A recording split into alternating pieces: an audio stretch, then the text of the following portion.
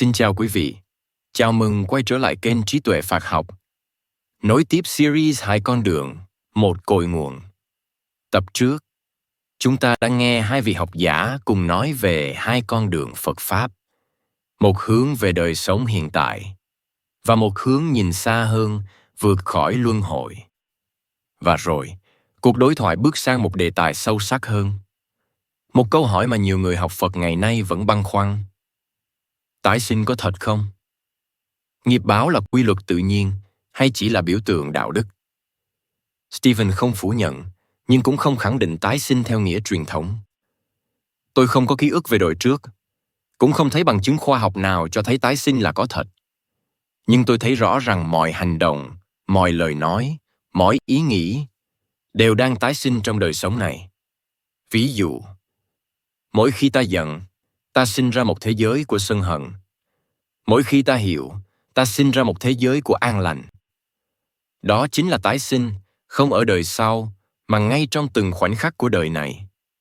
Đó gọi là tái sinh tâm lý, sự chuyển động liên tục của tâm, từ khổ đau đến an tịnh, từ mê đến ngộ.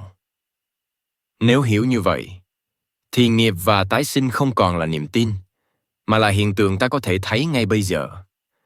Brahmali lắng nghe, rồi nói, Đức Phật dạy về tái sinh không như biểu tượng, mà như một thực tại, Ngài đã trực tiếp chứng ngộ. Trong kinh, trong đêm giác ngộ, Đức Phật thấy vô số kiếp sống của chính mình. Thấy chúng sinh sinh ra và chết đi tùy theo nghiệp. Đó không phải triết lý, đó là kinh nghiệm. Brahmali nói thêm, tôi hiểu, người hiện đại có thể khó tin điều này. Nhưng nếu ta thực hành thiền sâu, khi tâm thanh tịnh đến mức không còn dính vào thân, ta sẽ thấy rõ rằng ý thức không chỉ kết thúc khi thân hoại diệt.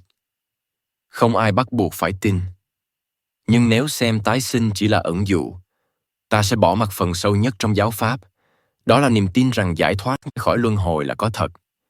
Stephen Batchelor nhìn tái sinh như sự tiếp nối tâm lý, những hậu quả của nghiệp lan tỏa trong đời này, từ hành động sang hành động, từ con người này sang người khác. Tỳ kheo Brahmali nhìn tái sinh như sự tiếp nối ý thức vượt khỏi cái chết.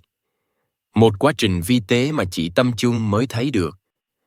Cả hai, dù khác nhau về cách diễn đạt, đều gặp nhau ở điểm chung.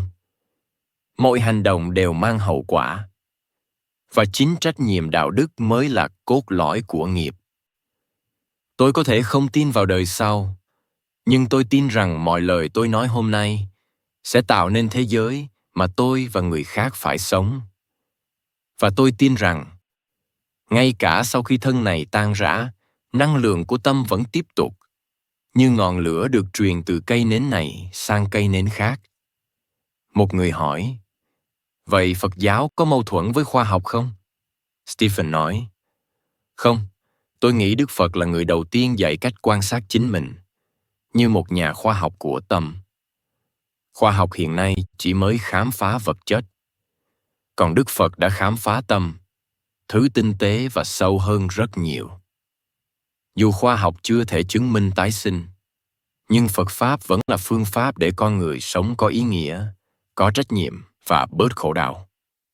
Có thể ta chưa biết chắc tái sinh là thật hay không, nhưng mỗi khi ta chọn sống tử tế, ta đã gieo một đời sống mới trong lòng mình, trong người khác, trong thế giới này.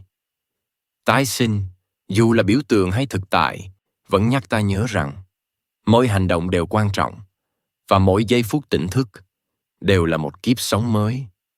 Trong tập sau, chúng ta sẽ phân tích một câu hỏi đã khiến bao thế hệ thiền sinh, học giả và người tu đi tìm. Niết bàn là gì? Theo Stephen Batchelor nói về Niết bàn như sự an tịnh ngay trong tâm, một kinh nghiệm sống động mà ai cũng có thể cảm nhận.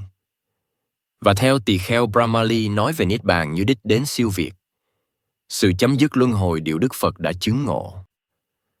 Xin cảm ơn quý vị đã đồng hành cùng kênh Trí tuệ Phật học. Xin chúc quý vị luôn mạnh khỏe, an nhiên giữa đời thường. Hãy nhấn like và subscribe kênh để không bỏ lỡ những nội dung hữu ích tiếp theo nhé.